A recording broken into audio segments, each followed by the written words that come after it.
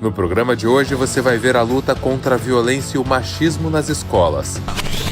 Vai acompanhar a segunda parte da série sobre saúde do professor. E vai conhecer a escola de samba, que este ano decidiu homenagear nossa categoria. Confira. A violência contra a mulher deve ser combatida em todos os níveis. A APOESP, entidade cuja base é formada em sua grande maioria por mulheres, está engajada nessa luta há muito tempo, denunciando o machismo estrutural na sociedade, defendendo igualdade de direitos e posicionando-se frontalmente contra qualquer forma de violência. A misoginia chega ao cúmulo de matam as pessoas. Os maiores números de assassinatos tem-se não como justificativa a misoginia.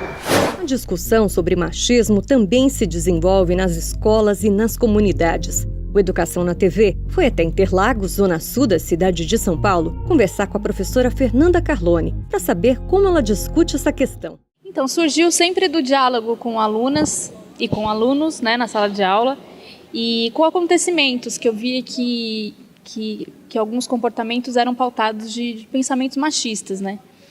Que às vezes podiam virar uma violência com as mulheres.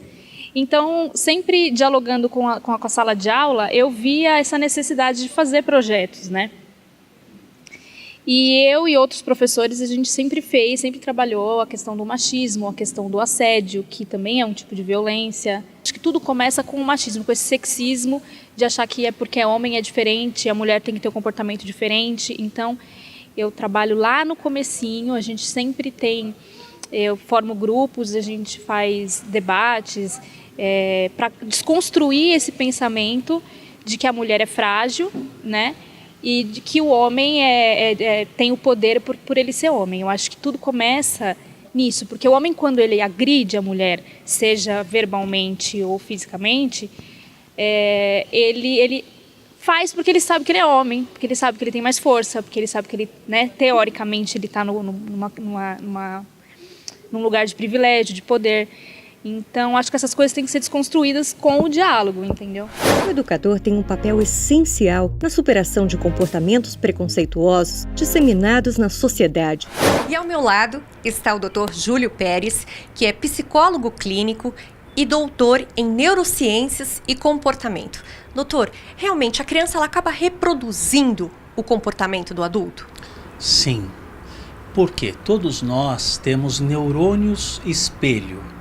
O que é isso na prática?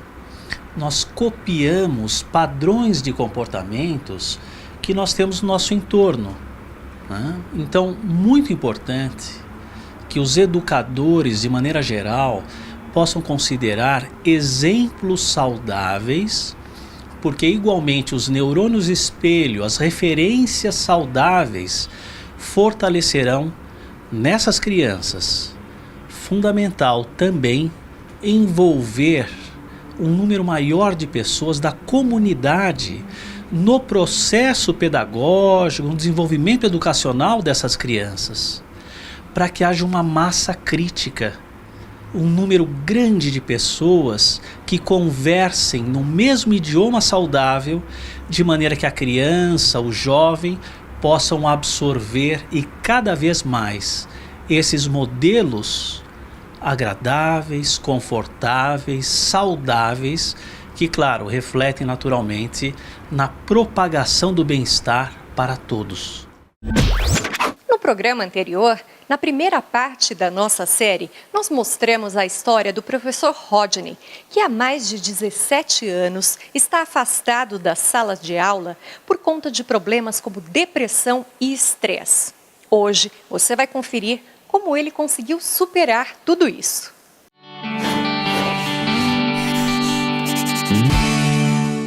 Eu fui procurar um profissional, um psiquiatra, que começou a realizar um tratamento comigo através de medicamentos, o próprio afastamento, né? Eu fiquei muito tempo afastado para que eu pudesse não estar naquele ambiente. E claro, aí você, com os medicamentos e buscando fazer atividades que me dessem um pouco mais de prazer, que me fizessem sair um pouco daquela situação, eu comecei a melhorar, comecei a ficar, né, mais animado, a enxergar as coisas de uma outra forma. E aí comecei a fazer terapia, né, com psicólogo. E aí essa terapia foi fundamental, é fundamental, eu faço até hoje, para poder manter realmente esse equilíbrio. E aí a minha vida melhorou bastante, porque primeiro porque assim, eu hoje exerço dentro da escola outras atividades, né? Infelizmente, o drama vivido pelo professor Rodney é o retrato que a educação escolar vem tomando. O filme francês Entre os Muros da Escola mostra a história real da rotina de uma escola da periferia de Paris, que não difere muito da realidade brasileira. Bah ouais, c'est dans le Moyen-Âge, ça. Mais non, c'est pas dans le Moyen-Âge. Est-ce que je peux répondre à la question qui m'est posée? Je vous autorise. La première chose que je constate, c'est qu'avant même de maîtriser un savoir, en l'occurrence l'imparfait du subjonctif, vous êtes déjà en train de me dire que ça sert à rien. Commencez par le maîtriser et après vous pourrez remettre en cause le fait qu'on l'utilise. O longa põe em questão fatores como a indisciplina, a desestrutura familiar, a postura do professor e a diversidade cultural que existe numa sala de aula. Non, et puis franchement, François te prend pas la tête, quoi. De toute façon, t'as vu comment il nous parle? Peu importe les circonstances, le fait est qu'il a pété les plombs et c'est grave. Voilà. Ah monsieur, doucement, ça va à tout le monde de péter les plombs. Non mais tout à fait. Simplement on peut se calmer après, tu vois. Todo esse estresse, na opinião dessa psicóloga escolar, deve ser tratado quanto antes. O psicólogo, ele precisa auxiliar, né, a pessoa, enfim, o professor, a enxergar de forma ampla quais são os problemas, né, que ele está enfrentando para que isso gere desgaste emocional. Então, é um problema que é a sala de aula que está inadequada, que está muito calor e eles não têm ventilador na sala, por exemplo, ou é uma turma que está superlotada, né? É uma turma que ele dá muitas aulas seguidas, sem intervalo, sem conseguir ir ao banheiro, por exemplo, né, sem conseguir tomar uma água. E às vezes são medidas simples, né, que com o auxílio de um psicólogo, por exemplo, ele vai conseguir então enxergar ter um novo olhar, né, para si próprio.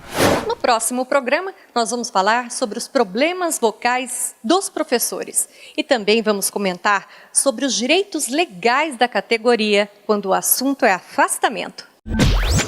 O carnaval está chegando e a Escola de Samba Camisa 12 de São Paulo preparou um samba enredo sobre o trabalho do professor. O Educação na TV foi conferir de perto a homenagem. Um dia no fundo da quadra, a gente batendo um papo, chegamos à conclusão que seria a vez de falar dos professores.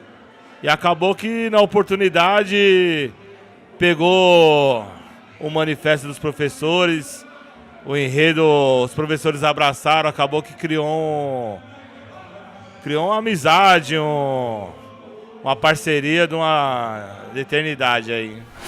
Minha mãe, o primeiro acorde do meu pensamento, que acendeu a luz do conhecimento e me deu forças pra caminhar.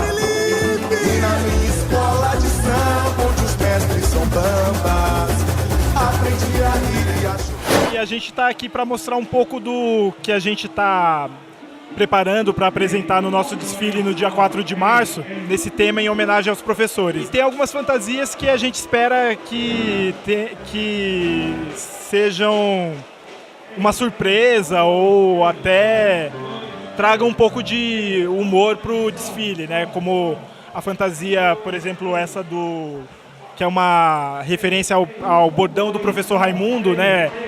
Sobre a questão do salário dos professores, né? E o salário O. E você, meu professor, meu mestre, que acredita no mundo melhor para a nação e para o mundo do samba, em 2019 a gente vai homenagear você. E vem com a gente nesse clima. Eu quero ter dignidade, outra vez quero respeito e muito mais amor. Sou camisa 12 e vou lhe dizer, acredito.